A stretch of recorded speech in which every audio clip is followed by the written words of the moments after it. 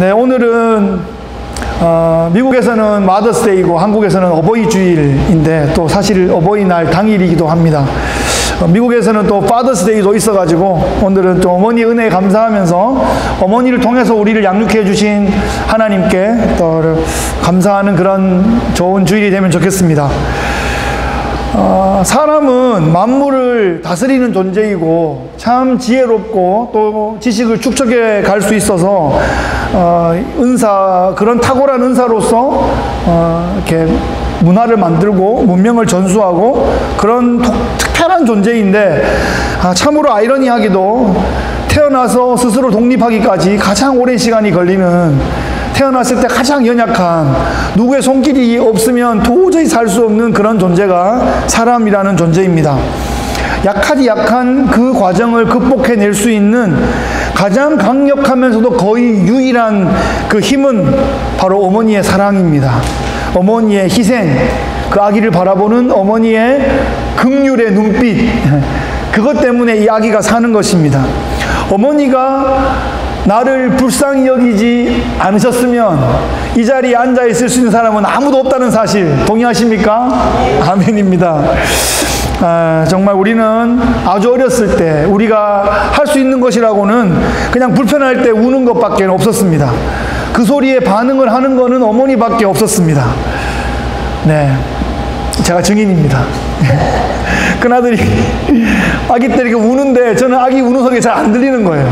저는 새벽기도 알람 소리에 반응을 하는데 아기가 응애하면 엄마만 깨는 거죠. 그래서 아침에 일어나면 아내가 왜 이렇게 피곤한가 그랬더니 자기는 3번을 깼다 잤다 깼다 잤다 했다는 거예요. 또 그런 전쟁이 밤에 있었구나. 우리는 그런 어머니의 돌보심 가운데 이렇게 자라왔습니다. 어머니가 모든 것을 하는 순간 거의 그냥 다 나타나셔서 우리를 다 살펴주셨죠. 어머니의 그런 전방위적인 그런 도움으로 우리가 영유아기를 극복하고 유치원에 가면서 사회생활을 시작하게 되었습니다. 제가 중학교에 들어갔을 무렵 제가 이런 생각을 했습니다. 지금까지는 부모님이 나를 양육해 주셨지만 나는 이제 중학생이니까 지금부터 내가 큰다, 이런 생각을 지금 생각하면 그것이 얼마나 철부지 생각인 줄. 근데 제가 13살 때 그 생각을 했다는 기억이 난다는 사실이 지금 매우 떨리고 있습니다. 어머니 죄송합니다. 자녀는 부모의 끊임없는 사랑과 관심과 보호와 지원 속에서 성장해 갑니다. 좀 커도 마찬가지인 것 같습니다. 신앙생활에 이것을 비추어 이해해 본다면 신앙생활도 혼자서는 할 수 없는 거죠. 혼자서 잘할 수 없습니다. 신앙생활은 스스로 성공하도록 그런 어떤 성공 매뉴얼을 가르쳐주는 그런 과정이 아니라 은혜 아니면 내가 살아갈 수 없는 존재이구나 라는 것을 발견하는 과정이 신앙생활입니다. 그래서 오늘 본문에, 오늘 말씀의 제목에 근거해 본다면 하나님의 긍휼히 여기심을 경험해 나가는 것이 신앙의 과정이다, 이렇게 말할 수 있겠습니다. 그래서 크게 신앙을 2단계로 보자면 하나는 긍휼을 경험하는 단계이고 하나는 긍휼을 베푸는 단계이다, 이렇게 볼 수 있겠어요. 오늘 본문을 통해서 하나님의 사람들이 하나님의 긍휼하심의 통로가 되는 그 과정을 함께 우리가 참여하면 좋겠습니다. 오늘 본문에 있는 다윗은 다윗 왕권의 절정기에 있습니다. 다윗은 통일 이스라엘의 왕국의 왕이 되었고 예루살렘을 정복했고 또 법궤를 환수했고 하나님의 집 지어드릴게요 그러다가 하나님께서 네가 어떻게 내 집을 짓냐, 내가 네 왕조를 영원하도록 하겠다라는 엄청난 그 다윗 언약을 받은 그런 상태입니다. 정말 이제는 모든 것이 완비되었고 태평성대를 누리기만 하면 되는 그런 상태입니다. 우리 인생에서 만약 이 정도의 업적을 우리가 이루었다면 할렐루야, 이 모든 영광을 주님께 돌려드립니다 그러면서 자신의 업적을 기념하고 알리고 또 왕권을 든든하게 하는 데 집중할 것 같은데, 다윗은 그 왕권의 최고 절정기에 전혀 예상하지 못했던 곳에 관심을 가지고 있습니다. 다윗이 이렇게 묻습니다. 사울의 집안에 남은 자가 있느냐? 다윗은 지금 몰락한 사울의 가문에 남아있는 사람을 찾고 있습니다. 사울의 집안은, 사울 그러면 다윗도 매우 힘든 이름이죠. 사실은 자기가 양치기 목동에서 사실 사울의 그 하프 연주자로 처음으로 이제 왕궁에 발을 내디디게 됐는데, 뭐 그 뒤에는 골리앗을 무찌르고 난 다음에는 왕의 호위무사가 되기도 하고 또 장군이 되었고 왕의 사위가 되었고, 그래서 일약 이스라엘의 라이징 스타가 되게 하는데 사울이 큰 일조를 했습니다. 그 참 고마운 분이죠. 예? 딸을 주어서 그 딸을 얻고 왕의 사위가 되는 과정도 매우 어려웠습니다만은 여하튼 왕의 사위가 됐으니까요. 그런데 우리가 아는 바대로 다윗을 질투해서 그를 몇 번이나 죽이려 했고, 사실 십수년 동안 광야 생활을 한 것이 그 사울이 계속하여 죽이려 했기 때문이죠. 광적으로 다윗 죽이기에 집착했던 그런 사울입니다. 그래서 이 사울 때문에 20대 내내, 그 꽃다운 20대 내내 광야에서 도망자로 살아야 했고, 오죽하면 이스라엘보다 적국 모압이나 블레셋이 더 안전하다 생각해서 거기 가가지고 망명을 하고 거기 가서 용병 생활을 하고 그랬겠습니까? 그럼 정말 그런 파란만장한 생활을 했기 때문에 사울을 생각하면 사실은 100번 양보해서 별로 생각하고 싶지 않아요. 별로 말하고 싶지 않아요. 뭐 기억하고 싶지 않아요. 이쯤 될지 모르겠는데 지금 다윗은 전혀 다르게 반응하고 있어요. 사실 정상적인 반응은 우리가 뭐 역사에 아는 것처럼 사극을 보면 어떻습니까? 고대 영화들, 이런 상황에서 고대 세왕이 등극하면 그 이전 왕족은 다 죽는 거잖아요. 그렇죠? 이게 일반적입니다. 먼 역사도 아니에요. 500년 전 조선 왕조만 해도 세자책봉이 되면 그 나머지 족속은 그게 무슨 땡땡 김씨든 땡땡 윤씨든 뭐 다 죽는 거예요, 그냥. 그래서 세자책봉에 그 관련된 그런 음모와 그 엄청난 이야기들이 있지 않습니까? 요즘은 뭐 또 대통령이 새로 바뀌기도 하고 막 그러면 말로 싸우고 글로 싸우고 뭐 미디어에 언론 플레이하고 그러지만, 옛날에는 실제로 가서 막 죽이는 거예요. 실제로 죽고 죽이는 그런 일들이 벌어졌던 3000년 전 역사 현장이거든요. 다윗이 사울의 핍박을 받다가 통합 이스라엘의 왕국의 왕으로 등극한 다음에 사울의 집안의 남은 자를 찾고 있습니다. 이게 떨리는 일이에요, 이게. 실제로 사울 집안에 남아있는 사람이 은둔자로 살고 있다가 이 소식을 들으면 얼마나 떨릴까요? 자, 사울 집안에 종이었던 시바라는 사람이 있는데 그 사람이 다윗에게 보고합니다. 요나단의 아들 하나가 있는데 다리를 저는 장애인입니다. 이렇게 보고했어요. 그 아이가 다리를 절게 된 이유는 참 가슴 아픕니다. 5살 때 할아버지 사울과 아버지 요나단이 전쟁에 나갔다가 전사를 해요. 그 소식을 듣고 이제 블레셋이 다 쳐들어와서 왕족을 다 멸절하겠구나 생각해서 유모가 막 애를 들고 뛰다가 발을 헛디다가 넘어지면서 애를 놓쳤는데 이 발을 땅에 탁 디디면서 양쪽 발목이 다 부러진 거예요. 그러고 난 다음에 은둔을 했는데 이거 성장판이 다친 거죠. 그 다음에 요즘 같으면 이게 치료를 하면 될 텐데 성장판이 다쳤는데 치료를 못하니까 그냥 발이 안 자라면서 양쪽 다 발을 저는 상황이 돼버리고 말았습니다. 그 이름이 무비보셋입니다. 몰락한 가문의 유일한 혈족으로 자신의 신분을 드러내지 못한 채 몸의 장애인뿐 아니라 마음의 장애인으로, 사회적 장애인으로 숨어 살 수밖에 없는 그런 존재가 되었습니다. 영육간에 연약했을 것이고 정서적으로 사회적으로 매우 불안한 상태였을 것입니다. 그는 어렸을 때 자신의 삶을 비관했을 것이 분명해요. 어쩌면 주위 사람들이 무비보셋에게 이렇게 말했을지 몰라요. 네가 이토록 처절한 상황이 된 것은 모두가 다 다윗 때문이다. 다윗이 아니었으면 할아버지 사울도 아버지 요나단도 죽을 일도 없었을 것이고 아버지 요나단이 지금 왕일 것이고 네가 차기 왕일 것이다. 다윗은 정말 우리 가문의 원수다. 이렇게 말했을지 모르겠습니다. 여튼 지금 무비보셋은 몸과 마음의 장애를 가지고 어두운 동굴 속에서 은둔자의 삶을 살고 있습니다. 그러던 어느 날 궁에서 사람들이 찾아와서 다윗이 너를 찾는다 이렇게 말하니까 얼마나 떨렸겠어요.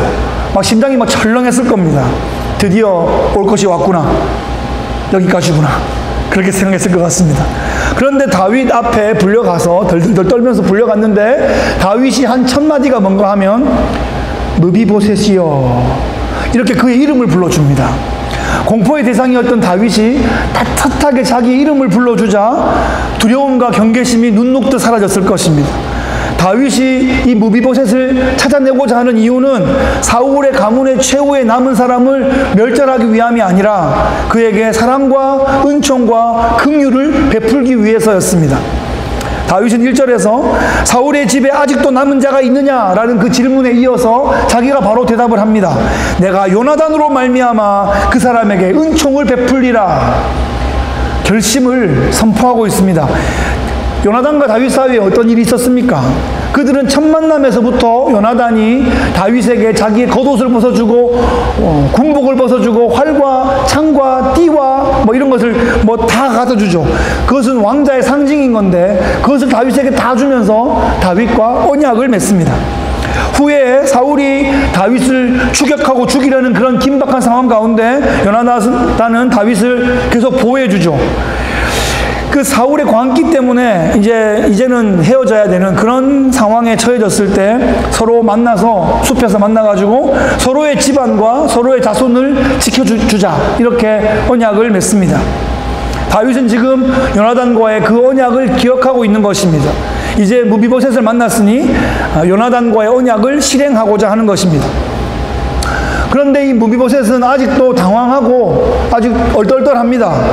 이 종이 무엇이기에 왕께서 죽은 개 같은 나를 돌보시나이까. 이것이 그동안 지금 무비보셋의 몸과 마음의 상태를 가장 잘 드러내는 표현입니다. 스스로를 죽은 개처럼 여기고 있습니다.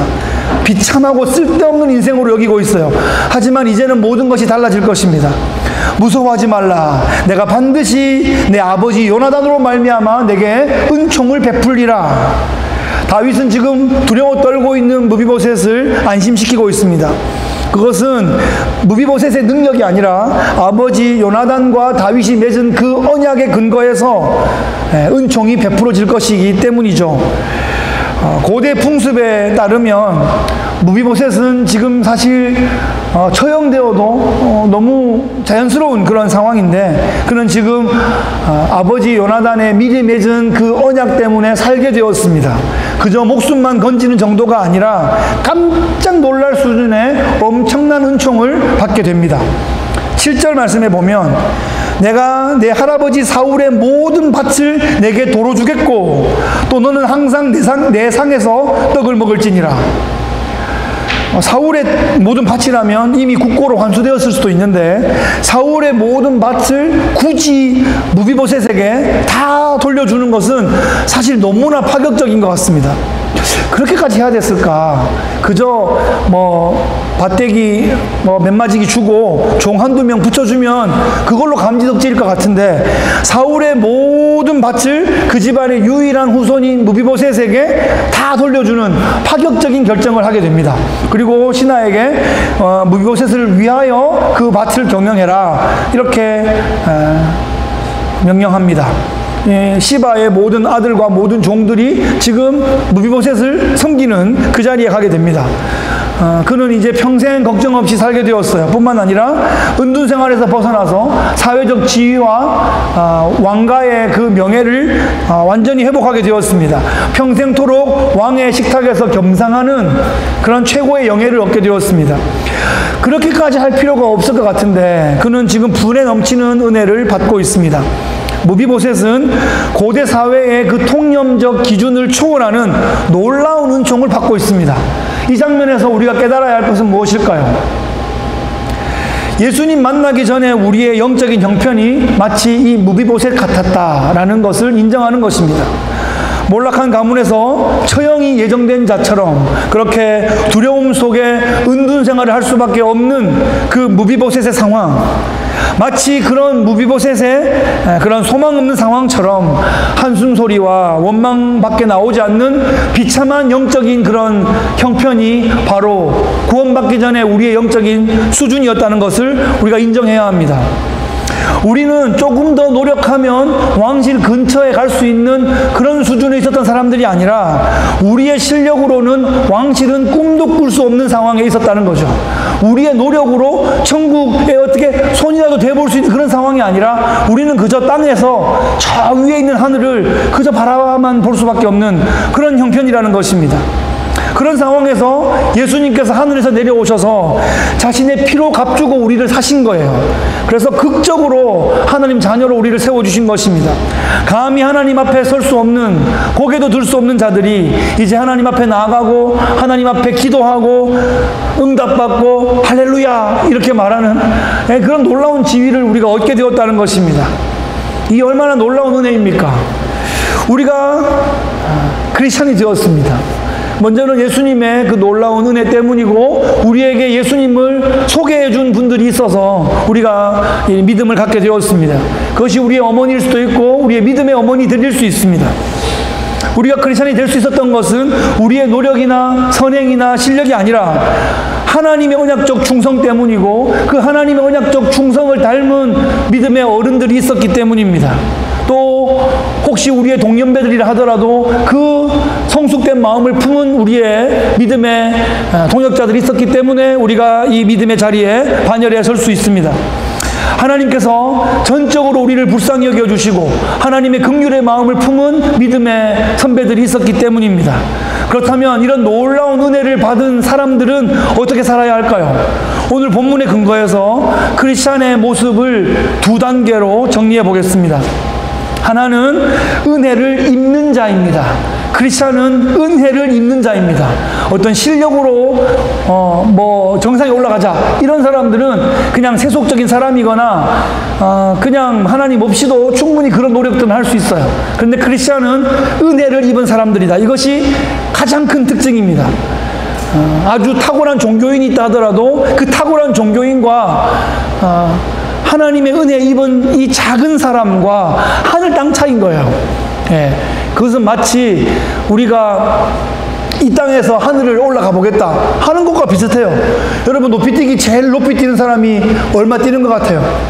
지금 높이뛰기 세계 1등을 한국 사람이 하고 있거든요. 놀라운 일이죠. 예, 2m 얼마 뛰는 거예요. 3m 못 뛰죠. 그죠? 그런데 너는 1m 뛰냐? 나는 3m 뛴다. 이 수준으로 천국 갈 수 있는 거 아니잖아요. 천국 가는 거는 내 능력이나 내가 얼마나 점프를 높여서 가는 게 아니라 위에서 잡아 끌어주셔야 갈 수 있거든요. 우리가 그 놀라운 은혜를 받았다는 것입니다. 그래서 이 믿음이란 것은 하나님께서 우리를 불쌍히 여겨주셔서 죽을 자가 살게 되는 그런 과정이죠.